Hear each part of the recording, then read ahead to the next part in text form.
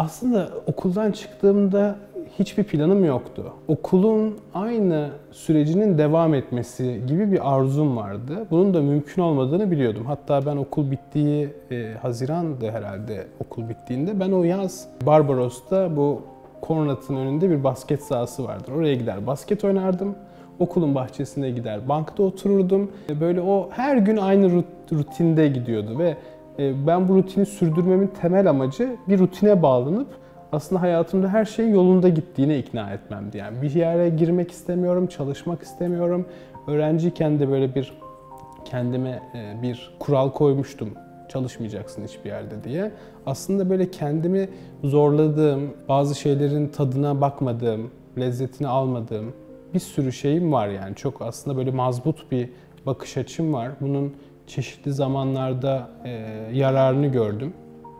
Midemi bulandıran bir şey yememiş oldum. Ama bir sürü lezzetten de mahrum kaldığımı da söyleyebilirim.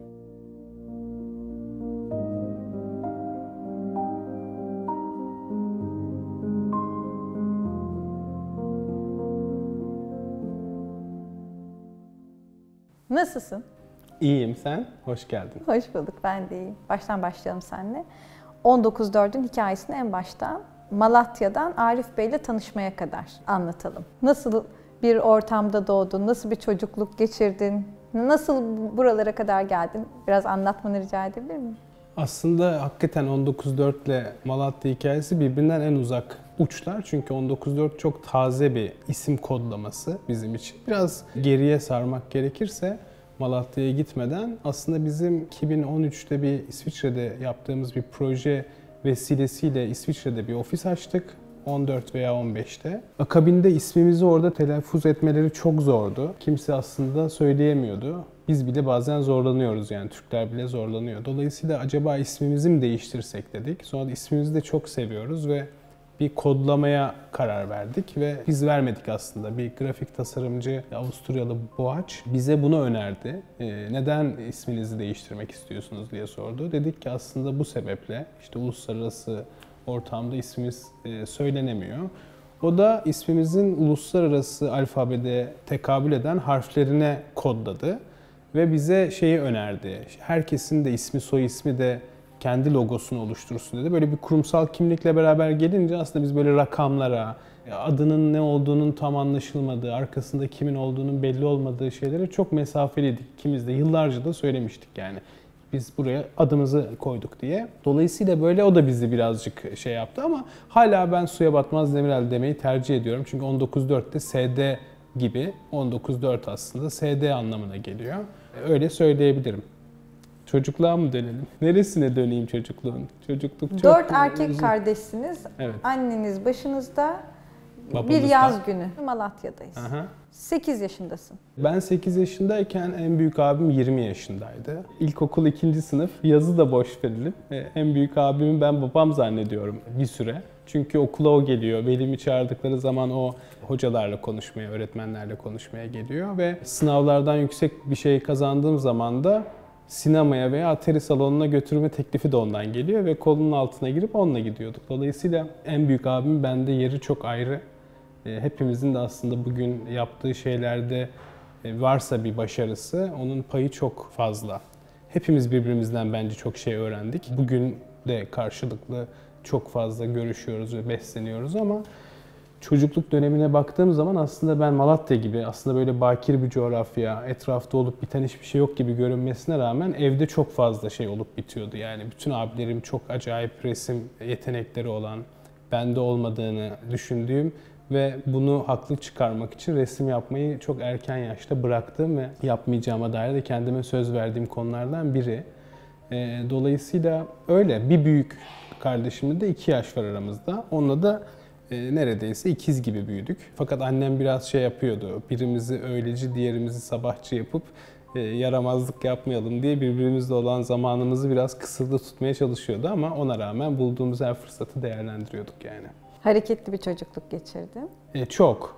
Çok. Bir de en arkadan gidenin önünde 3 tane ayak izi oluyor yani. Ben en küçük olduğum için yani ne yapılırsa nasıl tepki alıyor.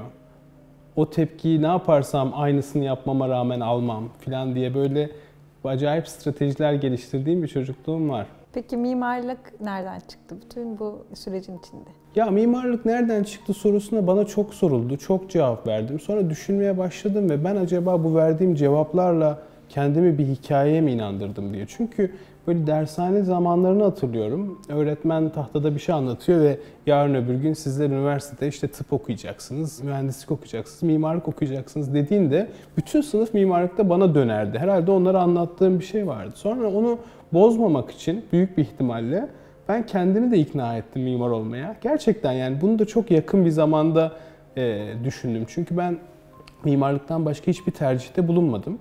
Ama mimarlık ne ara, neden? Çünkü etrafımda hiç mimar yok. Mimar ne yapar? Etrafta görüp etkilendiğim bina da yok.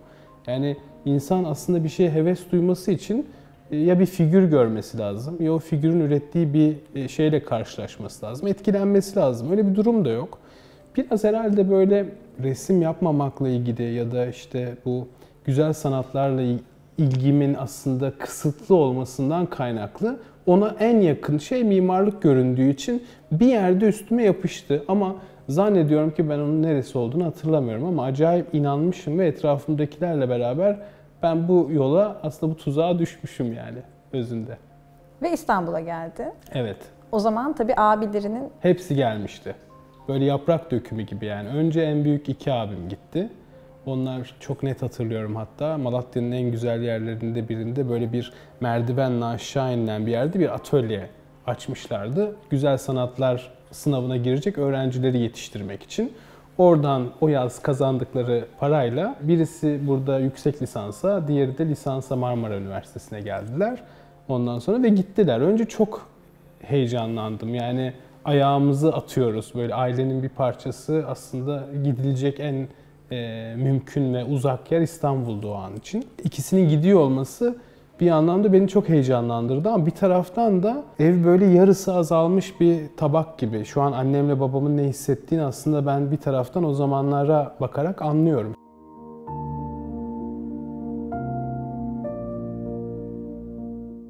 Siz 4 erkek kardeşsiniz ve tüm kardeşler bir şekilde sanatla meşgul. İlk olarak nasıl ilgi alanlarınız bu kadar denk geldi? Ortak projeler yapıyor musunuz? Ve ailen ya biri de kayısı tüccarı olsaydı dedi mi hiç? Yani kayısı tüccarı olmak hiç aklımızın ucundan geçmedi. Ama şöyle ben babamdan hatırlıyorum. Babam böyle renkli renkli kalemler getirip böyle bir şeyler çizerdi. Böyle içi bakır kalın kablolar vardı. Ne için kullanılıyordu bilmiyordum o zamanlar. Şimdi biliyorum ama hiç onları öyle düşünmemiştim. Çünkü onlar at heykeli olmak için kablolardı bence. Babam at heykelleri yapıyordu. Postlardan bazı şeyler çiziyordu, kesiyordu, ediyordu. Hatta geçenlerde Malatya'ya gittiğimde babamın görmediğim yeni yaptığı bazı resimleri gördüm. Şimdi o resimleri siz görseniz hiçbir şey ifade etmeyebilir ama bizler için çok şey ifade ediyor. Dolayısıyla ben kendimi bildim bileli zaten.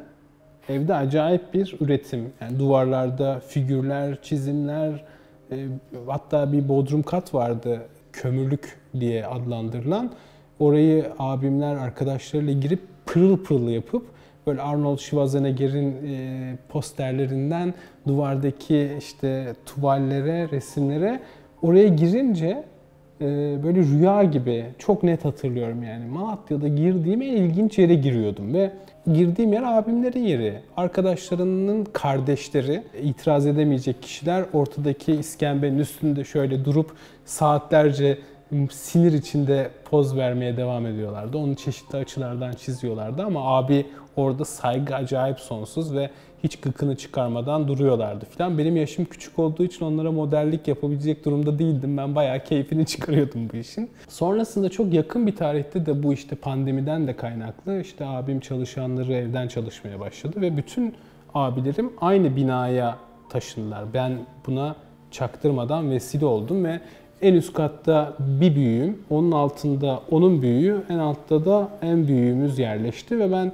vakit buldukça buradan çıkınca 3 abimi de aynı anda gördüğüm, oturup masada birlikte bazı şeyler tartıştığımız, konuştuğumuz ve bu Ömer Selçuk Baz'ın Maçka Sanat Galerisi için bir daveti oldu. İlk defa ortanca abimle beraber aynı yerde yan yana bir şeyimiz sergilendi. Bir sürü 40 tane tasarımcı, sanatçı, mimarı açtı kapısını ama ben hiç hayata öyle bakmıyorum yani. Ömer abimle bana bir sergi organize etti diye bakıyorum. Yani o filmin hep başrolünde ben varmışım gibi hissediyorum. Bunu başrolün kıymetliliğinden değil, bu figüranın da başrol diyebiliriz. Olup biten iyi şeyler hep benim için var diye bakıyorum. Dolayısıyla abimleri de aynı binanın içine sokacak bir kurnazlık yapmaktan hiç çekinmedim. Onların hepsini ayrı ayrı vakitlerde ayrı ayrı konuşarak ilk defa ona anlattığım bir hikayeymiş gibi hepsini aynı hikayenin içine soktum ve bir anda üçünün yanında ya siz niye burada beraber değilsiniz deyince diğer ikisinin haberi yok diye düşündü. Diğer üçü hepsi birbiri için. Dolayısıyla şu an beraberler ve bir katta resim yapılıyor, bir katta illüstrasyon yapılıyor, bir katta grafik lam işleri yapılıyor. Öyle. Sıkıldıkça abilerden de sıkılmaz ama bir o kata iniyorum, bir o kata. Sonra diyorum ki hadi ortada buluşalım diyorum, atölyeye iniyoruz filan. Birlikte bir şey yapmayı planlıyor musunuz? Vallahi birlikte bir şey yapma işi çok zor. Birlikte vakit geçirirken yaptığımız şeyler olsun istiyoruz. Yaptım da geçen 2-3 hafta önce tam da bunu söylediler. Yani geliyorsun gidiyorsun eline hiçbir şey atmıyorsun diye. Baktım orada boş bir tuval var. Serdik onu yere ve onun üstünde ben macunla bir şeyler yapmaya başladım falan. Eğlendim yani daha doğrusu. Ben asla sanatçı olduğumu düşünmüyorum. Hiçbir zaman da böyle bir iddiam yok. Ama birlikte vakit geçirmekten çok hoşlanıyorum. Yani bu üretim denen, gözü iyi olan insanla, kulağı iyi olan insanla, zihni açık olan insanla, yani bu ille sanat olması gerekmiyor. Yani böyle parlak şeylerle geçirdiğim vakit bir ödül gibi geliyor bana. Dolayısıyla birlikte böyle bir şey yaptık. Sen bana bir spatula ver, sen öbür abim bir şey ver falan, bayağı böyle ameliyathanede. Çünkü hem en küçüğüm, hem bu işlerden uzağım, hem de beni bir şeye ikna ettikleri için ne istiyorsam geliyor, spatula almaya yolladım. 20 tane her boydan spatula geldi 15 dakika içinde falan. Hatta ondan sonra onu böyle ben sosyal medyada böyle paylaştım falan. Bir arkadaşım şantiyede ne denemesi yapıyorsun diye yazdı. Bu da çok hoş bence yani. Hiç büyümüyorsunuz birlikteyken. Bir yandan öyle, bir yandan da her yerimize ak düştü yani. Bir taraftan böyle şu kadar hatırlıyoruz birbirimizi ama büyüyoruz. Ama eğleniyoruz yani. İyi ki böyle bir ailenin içine doğmuşum diyorum yani. Çok mutlu olduğum bir şey yani, şans. Çok güzel. Peki üniversiteye mimarlığa başladın. Umduğun gibi ilerledi mi? Aslında şöyle, hiçbir şey ummadım. Az önce söylediğim gibi yani böyle bir tam aksine umduğum gibi gitmedi. Çünkü nedeni şu, İstanbul'da görüp etkilendiğim hiçbir şeyle benzer şeyler yapmıyorum şu an yani. Şu an ofisin karşısında gördüğüm bina, İstiklal'de gördüğümüz bir sürü yapı, işte Sultanahmet'e gittiğimizde baktığımız, etkilendiğimiz, yani İstanbul'da aslında bir arkadaşımız geldiği zaman nerelere götürelim sizi diye aslında götürdüğümüz yerler gibi yapılar yapmıyoruz yani. Ben aslında okula girdiğimde herhalde öyle şeyler yapacağız. İyi mimarlar onları yapıyordur diye düşünmüştüm yani. Öyle olmadı. İyi ki olmadı ayrıca. Ama onun zaman içerisinde kırılmasını anlamak. Hatırlıyorum okulda Mimar Sinan'la ilgili hocalarımızdan biri olumsuz olduğunu zannettiğim bazı şeyler söylüyor. Mimar Sinan nasıl böyle şeyler söylerdi? Yani acayip bir böyle muhafazakar bir bakış açısı. İyi olan şeye aman hiçbir şey söylenmez. Aslında bir şey anlamak istiyorsanız onu eleştirmeniz lazım. Onun böyle bütün inceliklerini anlamak için de bazı delikler bulup içeri girmeniz lazım. Dışarıdan hiçbir şeyi anlayamazsınız. Dolayısıyla zaman içerisinde herhalde bu 3. sınıfa doğru biraz daha durumu kavramaya, beklentilerimi biraz daha yönünü değiştirmeye başladığımı hatırlıyorum yani. Peki okuldan çıktığında, okul bittiğinde artık başka bir mimarlığa başka bir bakışın vardı ve muhtemelen başka planların da vardı. Ne yaptın? Nasıl ilerledi sonrası? Aslında okuldan çıktığımda hiçbir planım yoktu. Okulun aynı sürecinin devam etmesi gibi bir arzum vardı. Bunun da mümkün olmadığını biliyordum. Hatta ben okul bittiği, Haziran'dı herhalde okul bittiğinde. Ben o yaz Barbaros'ta bu Konrad'ın önünde bir basket sahası vardır. Oraya gider basket oynardım. Okulun bahçesine gider bankta otururdum. Böyle o her gün aynı rutinde gidiyordu ve ben bu rutini sürdürmemin temel amacı bir rutine bağlanıp aslında hayatımda her şeyin yolunda gittiğine ikna etmemdi. Yani bir yere girmek istemiyorum, çalışmak istemiyorum. Öğrenciyken de böyle bir kendime bir kural koymuştum. çalışmayacaksın hiçbir yerde diye. Aslında böyle kendimi zorladığım, bazı şeylerin tadına bakmadığım, lezzetini almadığım bir sürü şeyim var yani. Çok aslında böyle mazbut bir bakış açım var. Bunun çeşitli zamanlarda yararını gördüm. Midemi bulandıran bir şey yememiş oldum. Ama bir sürü lezzetten de mahrum kaldığımı da söyleyebilirim. Bunu geriye dönük bir eleştiri olarak söylemiyorum, tespit. Dolayısıyla o arada işte bu yüksek lisans programı kuruldu Bilgi Üniversitesi'nde. Oradan çok kıymetli insanlar telefon açtılar. Nevzat Sayın, ortağım, o zaman ortak değildik. Biz böyle bir program kurduk, gelir misin diye. Oraya gittim bir yıl. Sonra oradan New York'a gitmeye karar verdim ve bir iki gün içinde böyle kendimi aslında New York'ta buldum diyebilirim yani. Niçin program bitmeden gitmeye karar verdin? Şöyle, ben İngilizce ile ciddi problemim vardı okurken ve bunu yurt dışında halledeceğimi düşünüyordum ve bunun için yeterince zamanım olmamıştı öncesinde. Mimarlıkla dolu bir eğitim hayatı, çok böyle yoğun ve zamanımı iyi programlayamadığım, sadece bütün zamanımı mimarlığa ayırdığım bir dönem vardı. Dolayısıyla böyle biraz uzak kalmak istedim. Aslında Bilgi Üniversitesi'nde de bunu sağlamaya çalıştılar ama bir türlü olmadı. Çünkü merakım o kadar gözümün kenarında konuşulan şeylere kayıyordu ki bundan uzaklaşmam gerekiyordu özünde. Çünkü ben Bilgi Üniversitesi'nde hazırlık okumaya başladım ama hazırlık derslerinden koşup atölyede ne konuşuyorlar, nerede ne proje yapıyorlar buna bakıyordum biraz. Dolayısıyla New York'a gittikten sonra da aslında hiçbir şey artık giderkenki gibi kalmadı benim için. Bir yere beni götürecek bir şeyle karşılaşmadım ama New York'ta olmak, o böyle basket oynamaya gittiğim günkü gibi yeni bir hayat, yeni bir alan, tanıdığım hiç kimse yok. Acayip bir dünya. İlginç de bir yer. New York benim en etkilendiğim yerlerden biri.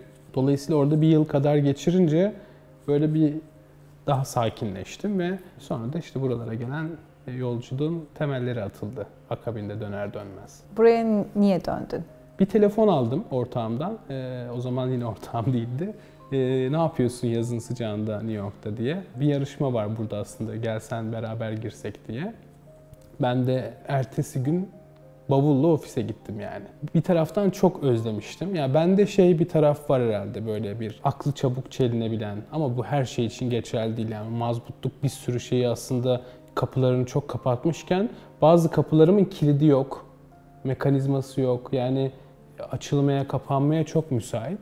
Dolayısıyla koşarak geldim ve o yaz biz böyle bir yuvarlak masa etrafında işte sorunun başında sorduğun Suya Batmaz Demirel 19.4 bu maceranın aslında çok böyle simple yani. Masada konuşurken 5-6 dakika içerisinde lafı açtı. Ne zaman New York'a dönüyorsun? İşte dönecek misin? Dönmesen işte böyle bir şeyin içinde biz kalktık ayağa, sıkıştık, ortak olduk. Yani çok eli hafif bir hemşire iğnesi gibi.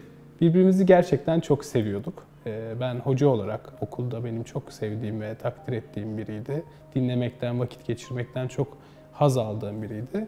Ben de öğrenci olarak onun böyle çok sevdiği biriydim. Dolayısıyla mimarlıktan öte bir ilişkiyle başladı aslında bu. Birlikte vakit geçirmekten haz alan iki insanın bir yola birlikte devam etme kararı gibi. 13 yıl oldu. 13 yılı geçti yaz itibariyle. Öyle. Maşallah. Maşallah. Ben bahsetmek için birkaç proje seçtim.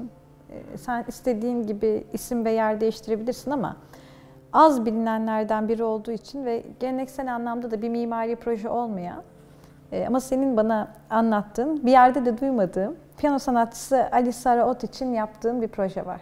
Onu biraz anlatır mısın? Çünkü bence çok ilginç bir hikayesi var. Aslında bir yıl kadar önce, bir yıl bir ay oldu, yaklaşık 13 ay önce Ali Saraot'la tanıştık. Kendisini ben tanıyordum. Çok da sevdiğim, saygı duyduğum, çok başarılı bir piyanist. Menajeri benim çok yakın bir arkadaşım. Ahmet Doğu İpek'le birlikte bizi bir görüşmeye davet etti. Bir Zoom toplantısında tanıştık Alice'le. Sonra Haziran ayına kadar falan ben Alice'i gerçek anlamda hiç görmedim. Ama Zoom'da bayağı bir görüştük. Bizle aslında bir proje için konuşmak istediğini, yeni bir albüm çıkardığını, Echoes of Life diye ve orada klasik müzik dünyasında hiç yapılmamış bir şey yaptığını, bu Chopin'in 24 prelütünü aslında başından sonuna kadar bir çırpıda çalar bütün piyanistler ve o bunun içerisine, başına, sonuna, aralarına toplamda 7 tane hayatının kritik zamanlarını temsil eden, etkileyen, son parçada kendi bestelediği bir parça.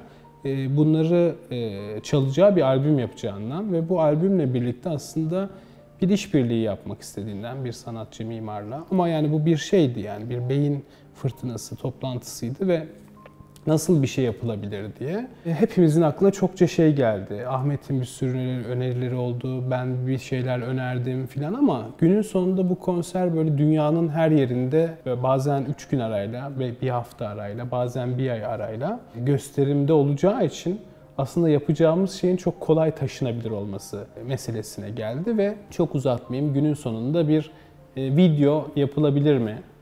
Bu video nasıl yapılabilir? Şimdi siz ortaya bazı fikirler atıyorsunuz ama mimarın veya sanatçının eli çok özgür. Ama bunu hayata geçirmek nasıl olur? O an düşünmüyoruz. Çünkü biz bu fikri aslında ortaya atacağız ve bu birileri tarafından yapılacak diye düşünerek aslında özgür davrandık. Ondan sonra günün sonunda ben bir şey hazırladım Alice'e. Yani aslında bu hikaye nasıl başlar ve nasıl biter, ama ona bitmek demiyorum ben çünkü Alice çok genç, benden de küçük. Dolayısıyla aslında önünde çok uzun bir yolculuk var ama bu hikayenin bir başlangıcı ve bir sonu olabilir mi? O son bir son olmadan başlangıç da aslında girmesek başlamayacak. Yani böyle bir aralığa bunu sıkıştırabilir miyiz diye storyboard diyeyim. 4 gün içinde. Bugün dönüp bakınca herhalde bu kadar hızlı bir şeyin gelişmesi inanılır gibi gelmiyor. Bana da gelmiyor. Alice'e de o zaman gelmemişti. Ben tabii ki Alice'i tanımadığım için o storyboard'un ne ifade ettiğini bilmiyorum. Alice onu görünce ya biz birbirimizi tanımıyoruz dedi. Yani nasıl olabilir dedi bu şey. Böyle her şey çok tıkır tıkır yürüdü gibi gitti. Halbuki hiçbir şey tıkır tıkır yürümedi.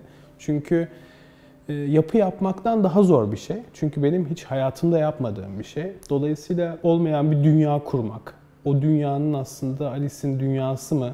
Yoksa o dünyayı yarım saat sonra kursan başka türlü mü kurarsın? Yani çünkü normal şartlarda mimarlık daha böyle bazı şeyleri belirlemek için, hatlarını çizmek için daha uygun. Ama iç dünya dediğin şey, bir insan kendi iç dünyasını bile, az önce bir hikaye anlatırken ben mimarlıkla olan ilişkimi böyle tanımladığım için mi acaba ben de inandım dedim. Yani bunu düşünmeye başladım. Dolayısıyla aslında içeriye hangi pencereden, hangi gün, hangi ışıkta bakarsan başka bir şey görüyorsun. Dolayısıyla aslında Alice bir yıl önce değil bugün arasaydı bence bu proje bambaşka bir şey olurdu. Bunu daha iyi olurdu diye söylemiyorum. Kesinlikle başka bir şey olurdu. Çünkü o günkü dünyam, o günkü trafik, o günkü şey, yani bu tür kurguları kurmak için, üretmek için insana böyle bir alan tanımlıyor. Sonra bir bakıyorsunuz ki alanla ilgili konuşurken o alan gitmiş. Yani ne konuştuğun anda orada, ne yani böyle bir garip bir döngü de herhalde hayatımın en ilginç yılıydı bu yıl. Çok zor, acayip böyle zorlandım. Bilmiyorum yani unutmayacağım bir, hayatımın çok önemli bir yerinde olacak bir dönem olduğunu söyleyebilirim. Ne vardı bu videoda? Şöyle, masadaki Ahmet, işte bütün herkes varken aklıma aslında Ahmet'in yıllar evvel Galata Rum Okulu'nda gördüğüm bir işi geldi aklıma ilk. Ahmet bir gece diye o günlerin üstüne yaptığı bir galaksi yapmıştı aslında. Bembeyaz bir kağıdın üstünü simsiyah bir mürekkeple boyadıktan sonra onun içinde aydınlıklar açarak bir galaksi oluşturmuştu. Acaba bunların bir tanesinin içine girsek ve Alice'in bu hikayesi başlasa. Çünkü ilk parça bu. In the beginning was diye başlıyor ve aslında başlangıçla başlıyor. O deliklerden biri Alice'in deliği, biri benim deliğim, biri senin deliğin, biri Ahmet'in deliği. Yani dolayısıyla aslında bu deliklerin içerisinde birbirinden hiç farklı görünmeyen, bu kadar minnacık bir şeyin içinde acayip bir dünya var yani. Dolayısıyla bu dünya bu deliğin arkasında dönebilir mi? Alice Harikalar Diyarı'ndaki hikayesindeki tavşan deliği sana bir ilham vermiş olabilir mi? Kesinlikle hayır ama kesinlikle evet aynı zamanda. Yani bunu düşünürken Alice'in adı bile, bu Alice Wonderland, hiç aklıma gelen bir şey değildi ama elbette ki öyle. Ama zaten bence bu Alice değil, başka biri de olsaydı bu hikaye birinin etrafta olup biten şeylerin aksine suyu başka bir tarafa doğru çevirmeye çalışan ama bütün dünyanın suyunu da oraya doğru çevirmeye çalışmayan, sadece kendine ait su. Dolayısıyla Alice'in burada yaptığı şeyi ben acayip takdir ediyorum. Yani bizim yaptığımız proje bunun bence çok önemli bir parçası değil bana sorarsan. Belki en görünür kısmı o. Ama bu dünyanın içerisinden gelmiş, 3 yaşında Bach çalmaya başlamış ve bu yaşına kadar ürettiği şeylerle dünyayı o salonlara toplamış birinin hayatında böyle bir karar veriyor olması ve bunu bir eleştirel bir gözle değil, sadece içinde bulunduğu ruh halini yeniden dinleyicilerle paylaştığı bir proje yapıyor olması. Şimdi konser salonlarında bu gösteriliyor. 2 tane konser yapıldı 2021 yılında. 2022'nin başından itibaren devam edecek. Alice sahneye geldiğinde arkasında bir ekran var ve bu ekranda bu film aslında başlamış oluyor. Bütün salon doluyken Alice sahneye geldiğinde bu hikaye biraz daha fark edilir hale geliyor. Ve sonunda Alice konseri bitirene kadar da bu 1 saat 6 dakika yaklaşık ama her konserde biraz uzuyor veya kısalıyor. Alice de ilk defa hayatında böyle bir şeye girişiyor. Biz de öyle. Dolayısıyla beraber keşfediyoruz. Bazen konserden döndükten sonra bazı şeyleri gece tartışıyoruz ve tekrar dönüp videoda ufak tefek değişiklikler yapıyoruz. Ve bunun aslında hep söylediğim bir şey vardı. Bu proje aslında yaşayan bir proje. Dolayısıyla her konser salonunda biz minik minik bazı değişiklikler yapsak bile aslında bu projenin ruhuna yakışacak bir şey diye. Aslında Metaverse dünyaya bir giriş yaptığınızın farkında mısın? Hiç öyle, yine Alice Wonderland gibi yani. Biz bir şeye giriş yapmadık. Kendimizi bazen bazı şeylerin içinde buluyoruz. Yani niyetimiz hiç böyle bir şey değildi. Hatta acaba elimizde bir el kamerasıyla bazı şeyler çeksek mi diye de başladı hikaye. Ama sonra bu 1 saatlik şeyi bu dünyalarla kurmanın pek mümkün olmayacağını ya da mümkün olsa bile bunun bu kadar kısıtlı bir zamanda olmayacağını düşünüp o dünyayı aslında iklimden, dünyadan kopuk ofisimizdeki bilgisayarın içerisinde kurgulamaya karar verdik. Sana gerçek binalarından değil, önce yaptığın bir dijital mimarlık eserinden, yani hatta sanat eserinden sormaya başladım. Geleceğim gerçek mimarlığa doğru ama... Gerçek mimarlık diye de bir şey var yani, gerçek değil mi? mimarlık. Ahmet Doğu İpek'le yaptığınız bir şey daha var. Herhalde Türkiye'de en çok fotoğrafı çekilmiş işlerden biri olabilir. İçimizdeki çocuk sergisi için bir zemin tasarladınız. Fakat arkasında bir mimar olduğunu ben bile bilmiyordum. Gerek de yok aslında. Neden sanat işleri için sana geliyorlar? Aslında şöyle, Ahmet benim çok takdir ettiğim bir sanatçı ve bizi Nevzat Sayın bir araya getirdi, tanıştırdı. Birbirinden haberi olan ama tanışmayan 2 kişiydik ve akabinde üstünden çok vakit geçmeden bu proje Ahmet'e geldi. Gelmiş daha doğrusu. Ahmet de böyle kafasında bazı şeyler kurgulamış, alana gitmiş, gelmiş. Bir gün işte ofise geldi ve böyle masanın üstüne böyle bir konu var, birlikte yapalım mı dedi. Ben de kapı olmuyor dedim ya, o kapının kilidi olmayan meselelerden biri de bu aslında. Yapabilir miyiz acaba, nasıl yani falan, hiç kafam hiç böyle çalışmıyor. Elbette dedim ve biz Ahmet'le soluğu orada aldık ve bir zamanlar bunu birine anlatmıştım. Bazı şeyleri de insan anlattıkça kendini hatırlatıyor. Biz bu işi aslında çok daha kısa sürede, çok daha hızlı bir şekilde yapabilirdik ve birlikte vakit geçirmek için bu işi çok uzattık. Bunun hamurdan maketlerini yaptık. Sonra konstrüksiyon maketlerini yaptık. Böyle bir şeye dönüştürdük onu. Böyle bir sınav teslimi gibi. O sınavı eğer teslim ederseniz okuldan mezun oluyorsunuz ama o sınav kağıdını kimse sizden ısrarla istemiyor. Tabii ki bir deadline'ı vardı ama biz onu maksimum şekilde kullandık. Tabii ki bir mekanın içerisinde bir şey üretmek bir tarafıyla zor, bir tarafıyla çok kolay. Çünkü çok tanımlı bir alan var ama burası Abdülmecit Köşkü. Hiçbir şeye, yani mümkünse havada uçan bir şey üretmek istiyorsunuz. Çünkü o yapıya zarar verecek, üstünde bir ağırlık oluşturacak ya da bir montaj yapılacak. Onlar bunları sıralamasalar, söylemeseler bile zaten bizim müsaade edeceğimiz şeyler değil. Dolayısıyla bir hassasiyet de orada gerekti tabii. Dolayısıyla bütün kurguyu sökülüp takılabilir, hiçbir zaman sökülmese bile katman katman böyle yumuşak yumuşak şeylerin üstünde acayip bir şeyle, titizlikle oraya yerleşmiş gibi. Bakınca aslında zeminin parçalanması gibi algılanıyor ama aslında biz zeminin üstünde böyle kaz tüyü böyle yorganlar gibi onu böyle acayip yumuşatacak bir şekilde ele almaya çalıştık. Şimdi daha konvansiyonel anlamda. Daha konvansiyonel, sıkıcı mimarlık Sıkıcı dünyası. mimarlığa geçelim. Yine benim takip ettiğim birkaç proje var. Ahmet Orhan Atölyesi'nden başlayalım mı? Orayı biraz anlatmak ister misin? Ya, Ahmet Orhan projesi 2012 yılında başladığımız bir proje ve Ahmet Orhan içinde yaşıyor şimdi. Çok yer inşa ettik, yani çok yer tasarladık, inşa ettik demek doğru olmaz ama böyle içinde yaşadığını gördüğüm, yaşarkenki üretimini takip edeceğim biri beni hep çok heyecanlandırdı. Dolayısıyla Ahmet Orhan'ın aslında hep sorarlar böyle daha önemsediğiniz bir iş var mı filan diye. Aslında benim gerçekten yok. Çünkü işlere böyle herhangi bir ilgi alanıma göre bakmıyorum. Onların hepsi elimizden geldiğince becermeye çalıştığımız tasarım meseleleri. Ahmet Orhan da bunlardan biri ama Ahmet Orhan şimdi tasarlamaya devam ediyor ya o evin içinde. O evde sadece uyunmuyor, sadece yemek yenmiyor. Elbette her insanın kendi meşgalesiyle doluyor ev ama Ahmet Orhan'ınki daha görünür. Dolayısıyla o atölyeden çıkacak resimleri, birinin duvarında bir resim gördüğüm zaman onun bizim yaptığımız yerin içinden çıkmış olması falan, bu herhalde restoranda yemek yiyen insanların o fırından çıkan şeyden aldığı lezzeti hissetmesi gibi yani. Böyle bir kendimize bir pay çıkarıyorum oradan. Bizim bir payımız var diye değil ama en azından ev sahipliği yaptığı için. Dolayısıyla bugünlerde yaşıyor orada ve İstanbul'a daha az gelir oldu. Bizim çok yakınımızda 3 bina yanımızdaydı atölyesi, hala orada ama öğle yemeklerimizden olduk yani, bir taraftan da böyle bir şey var. Assos'ta yaptığın bir ev var. Onun detaylarını çok kafanı kurcaladığını ve onun üzerine çok çalıştığını biliyorum. Ne durumda? İlerliyor. 3 ay sonra falan biter diye düşünüyorum. Şantiyesi başladı yani. Çoktan. Çoktan. Evet. Peyzajına da karışıyor musun? Peyzajın peyzaj mimarı var. Ben karışmıyorum. Aslında sert peyzaja her zaman dahil olmaya çalışıyorum. Bu da yarın kimle çalışacağınızı bilmediğiniz için aslında. Çünkü bitkisel peyzaj biraz orayı yaşatan insanla da ilgili.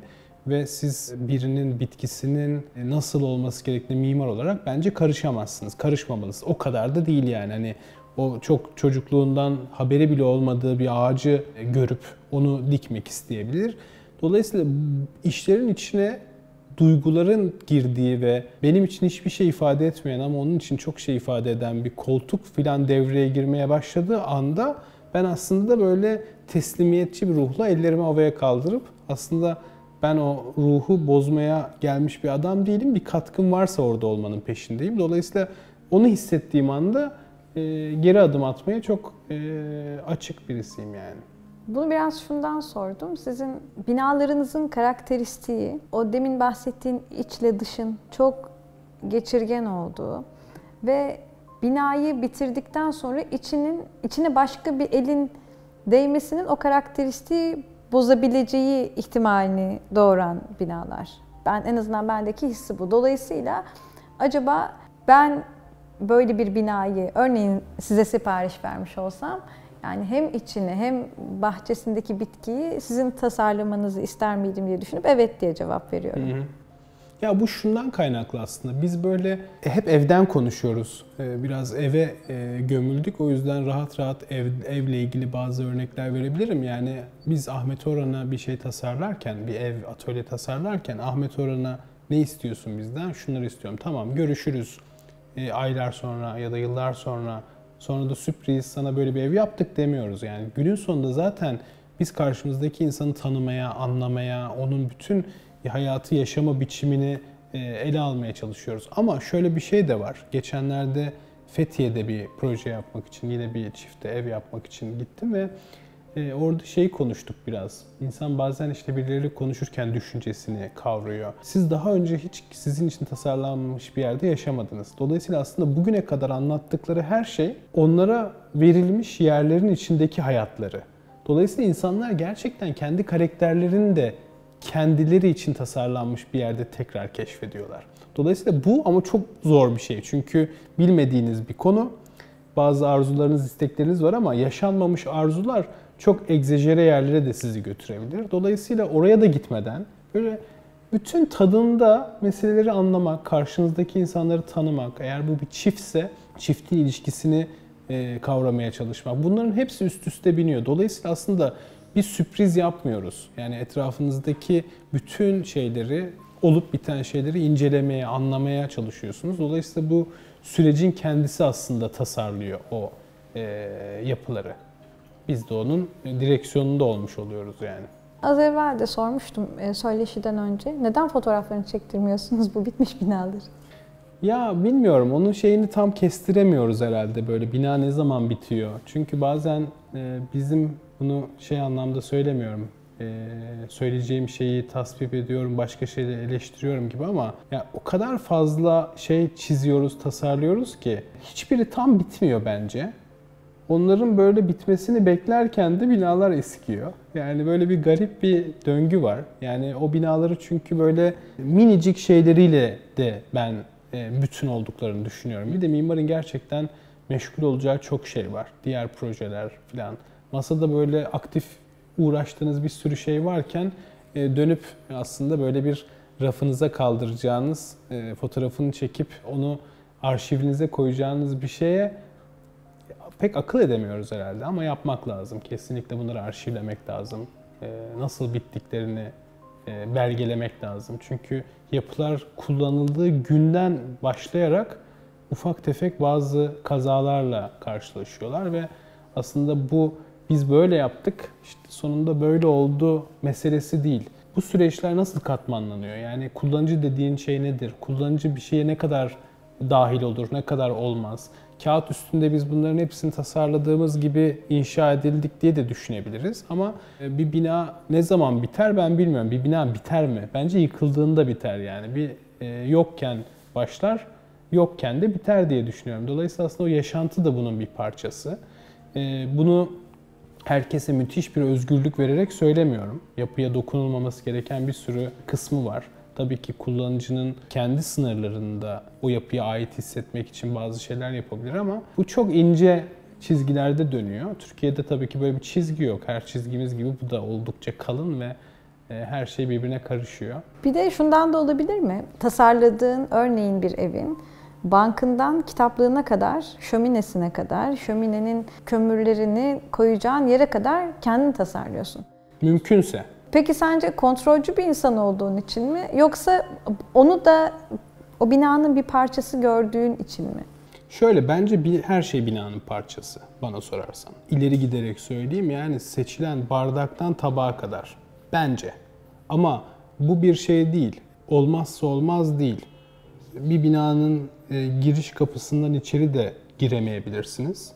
Biz buranın içini başka bir iç mimarla yapacağız da diyebilirler. Ben mesela buna çok sıcak bakmıyorum. Çünkü bir binanın içi neresi, dışı neresi, hele de bina daha yok yani. Masada oturuyoruz, bir yerden bahsediliyor. Biz ne tasarlayacağımızı bilmiyoruz. Giriş kapısının arka tarafında bir yer mi var? Bilmiyorum ki yani. Bir bina bu kadar emsal hesabı yapılır gibi burası iç, burası dış denilecek bir şey değil. Dolayısıyla yapılar aslında içeriden dışarı, dışarıdan içeri doğru yaşıyor. Dolayısıyla mümkün mertebe bunu bütün süreciyle birlikte ele almayı anlamlı buluyorum. Ama bu iç mimarlıktan kastım perdenin işte hangi kumaştan olacağına varabilecekken varmayıp mutfak dolaplarına, banyo, duşuna, duvarına kadar sınırlı da olabilir. Bu aslında karşınızdaki insanla alışverişinize bağlı. Bu da süreç içerisinde belli oluyor. Çünkü aslında sizin işlerinizi beğenerek insanlar sizden bir şey talep ediyorlar ama ilk defa onun için bir şey tasarlıyorsunuz. Yani sizden önceki hikayeler başka hikayeler. Dolayısıyla orada bu süreci görüyorsunuz. Bazen çok acayip etkileşimde olduğunuz insanlar oluyor ve onlarla beraber çöp kovası filan bakıyoruz yani. Benim var öyle çalıştığım insanlar. Çöp kovasını küçümsemek için söylemiyorum ama bunun aslında her şeyin bir bütün, bir parçası olduğunu, birlikte sanat eseri de bakıyoruz. O sanat eseri bu evde asılır mı diyoruz. Yani bu aslında bir dekordan ev kurduğumuz için değil. Gerçekten orada yaşayacak ve size gelmiş. Sizin aslında onun zihnini açabileceğinize inanıyor. O da sizin zihninizi açıyor bu bakış açısıyla ve niyetiyle. Dolayısıyla bu tabii ki bir böyle çok keyifli bir sürece dönüştürüyor mimarlığı da. İsviçre'de tasarım süreci buradakinden farklı mı işliyor? Ya bu her soruya böyle bir kontra yapmak gibi olacak ama aslında buradaki hiçbir süreçte birbiriyle aynı gitmiyor. Ama buradaki süreçte, İsviçre'deki süreç bundan bağımsız tabii ki biraz daha farklı. Çünkü oradaki beklentiler buradakinden çok farklı. Orada daha her şey tanımlı. Sürprize çok açık değil. Ama tasarımcı adamın sürpriz yaratma arzusundan dolayı siz aslında sürecin içerisinde davranış biçiminizle, konuyu ele alma biçiminizle onların beklemediği türden şeyler tasarlıyorsunuz. Ve onlar da aslında bunun şaşkınlığıyla karşılaşabiliyorlar. Dolayısıyla gelen talebin beklenenden farklı bir karşılık bulması gerektiğine inanıyorum. Bu ama böyle bir bizim adımızı koyduğumuz işin kendini göstermesi için atılmış bir şey değil. Sadece bunu herkes aynı yapıyorsa benim bunu yapmama gerek yok. Yani eğer ben veya biz buna başka türlü bakabiliyorsak da bunu onların da görmesi lazım. Yani bu böyle dolayısıyla farklı da olsa masanın arka tarafındaki kişiler yine biz olduğumuz için aslında buradakiler gibi yürüyor. Çünkü tasarım denilen şey yurt bilmez, iklim bilmez, hepsini bilir de yani ona göre bambaşka bir şeye dönüşmez. Günün sonunda hepsi bizim projelerimiz ve bizim ofisimizden çıkıyor. Peki inşaat tecrübesi sence farklı mı? Her şey farklı. Ofis gerçekten inşaatın sahibi gibi bir dokümantasyon yapıyor. Her şeyden çok sorumlu. Burada öyle bir şey yok. Türkiye'de böyle bir sistem yok. Yani benzetebileceğim bir şey değil. İnşaatın parasını siz ödeyerek inşa etmiyorsunuz ama neredeyse bütün dokümantasyonunu, bütün dosyalarını, yani buradaki mesleki kontrollükten çok farklı bir sistem işliyor orada. Yani siz bayağı inşaatın sorumlusu da oluyorsunuz aynı zamanda. Bizim yaptığımız ölçeklerde belki de. Peki bu iş anlamında biraz daha fazla efor gerektirse de günün sonunda kolaylaştırıyor mu işleri? Elbette kolaylaştırıyor ama bunu başka biri de yapsa İsviçre'de bence zaten oradaki sistem çok akıllıca. İnsanlar ne yaptığının, bir sonrakinin işine nasıl bir şey bıraktığını çok farkındalar. Yani burada mesela sizden önce bir duvar örülmüşse doğramacı geldiği zaman eğer orada bir yamukluk varsa doğramayı bu yamukluğa nasıl montaj yaparım diye bakıyor. Orada ölçüyü alıyor, varsa bir yamukluk, burada yamukluk var diyor ve gidiyor. O bir önceki gelip o yamukluğu düzeltiyor. Eğer onun sebebi bir önceki ise o da geliyor. Ama o zaman bitmiyordur ki iş. Hayır, onlar yamuk yapılmıyor. Yani genelde yapılmıyor. Varsa da öyle mi deyip gözden kaçan ufak tefek şeyler oluyor. Dolayısıyla çizdiğiniz şey acayip bir şekilde yapılıyor. Sürprize pek imkan yok. Bazı mimarlar şeyden bahseder yani o şantiyedeki oluşan sürprizlerde. O coğrafyada öyle bir sürpriz yok. Dolayısıyla aslında bir çizim teslim ediliyor şantiyeye. Şantiyede onu inşa ediyor. Türkiye'de zaten çok fazla şey çizen mimarlar şantiyede büyük zorluk yaşıyor. Böyle kafası karışıyor çünkü çizimle yapı birbirinden çok farklı konular. Birisi böyle iki çizgiyi çizince duvar oluyor. Önüne bir şey daha koyarsan o başka bir katman oluyor. Aslında orada belli yani 2-3 tane malzeme üst üste gelecek. Dolayısıyla bilmiyorum, bir taraftan ilk yıllarda çok bize uygun diye düşünüyordum. Sonra biz diye ne var ki yani, bu mimarlık zaten nasıl yapılması gerekiyorsa burada da öyle yapılmalı, orada da öyle yapılmalı. Şeyi de kabullenmek bana iyi gelmiyor yani burada işler öyle gitmiyor. O zaman buna göre mi proje üreteceğiz? Hayır, öyle bir şey de yok. Yani inadına yürütebildiğiniz kadar inandığınız gibi bu işi sürdürmek gerekiyor bence. İsviçre ile Türkiye ofislerinizin yapı yapma oranları birbirine yakın mı? Yani işlerinizin yarısı işte Avrupa'da, yarısı Türkiye'de gibi. Değil ama ofis hacmi, çalışan hacmi olarak neredeyse hep eş gidiyor. Fakat orada daha küçük ölçekte işler yapıyoruz. Burada büyük ölçekli işler de yapıyoruz. Küçük ölçekli işler de yapıyoruz. Tabii orada yeniyiz. Yani 4 yıl, 5 yıl Avrupa'daki bir ofis için çok kısa bir zaman yani. Dolayısıyla zaman gösterecek onu da. Ama tabii ki oralarda da bazı kamusal binalar yapmak, daha büyük ölçekli binalar yapmak isteriz yani. Tasarıma başlarken bir ritüelin var mı? Yani genellikle hep bir başlama silsilen oluyor mu? Yok. Sadece bir huzursuzluk, bir stres, biraz sonunu merak ettiğim ama elimle kitabın sonuna bakmaya diğer elimle böyle tokat attığım bir süreç gibi. Yani bir taraftan çok korkuyorum sürecin sonunu tasarlamaktan. Çünkü o masanın üstünde bir kağıtken her şey çok yolunda. Ama bina olmaya başlaması meselesi yıllar sonra dönüp ya ben bunu böyle yapmasaydım, bunu böyle çizmeseydim, hay Allah diyeceğim bir şey olmasın diye çok fazla yatırmaya, projeyi masanın üstünde tutmaya, çabuk kararlar vermemeye, hızlı ilerlememeye. Ama bu bir şeyden herhalde. Yine bir alışkanlık bu korkuda yani. Her Ritüel seferinde bu. baştan başlıyorsun aslında. Elbette. Zaten nasıl olur da ya biz mesela hiç tanışmadığımız bir insanla tanışıyoruz. Erkek, 1.80, esmer, şuralı filan, tamam demiyoruz ya. Yani her insanın içi böyle hiç görmediğimiz bir çiçek gibi açılıyor ya. Yapılar da böyle. Yapıların karşı masanda oturan aktörleri, yani herkes o kadar büyük bir şeye dönüştürüyor ki işi, öze, tekil bir şeye dönüştürüyor ki yani onu daha önceki yaptığınız şeylerle aynı kefeye koymak çok büyük haksızlık olur yani. Ama günün sonunda biri şunu diyebilir, ya bakıyoruz bütün binalarınız aslında birbirine çok benziyor. Dikdörtgen kutular bunlar filan. Sorun yok. Yani biz bunların birbirinden farklı görünmesi için bir gayret de göstermiyoruz. Aynı görünmesi için de bir gayret göstermiyoruz yani. Bütün meselemiz aslında, derdimiz şeyi anlamak. Ama akupunktur da öyle. Bakınca adamın vücuduna iğne batırıyor dersin. Ama her adam da farklı yere batırıyor. Niye canım? Bacağına batırıyor, işte baldırının üstü diyebilirsin. Ama işte o 1 milim daha yanına batırıyor ki bu bir işe yarıyor. Yani ben bunu acayip iyi yaptığımız söylemek için ifade etmiyorum ama mümkünse anlamaya, hissetmeye özen gösteriyoruz diyelim.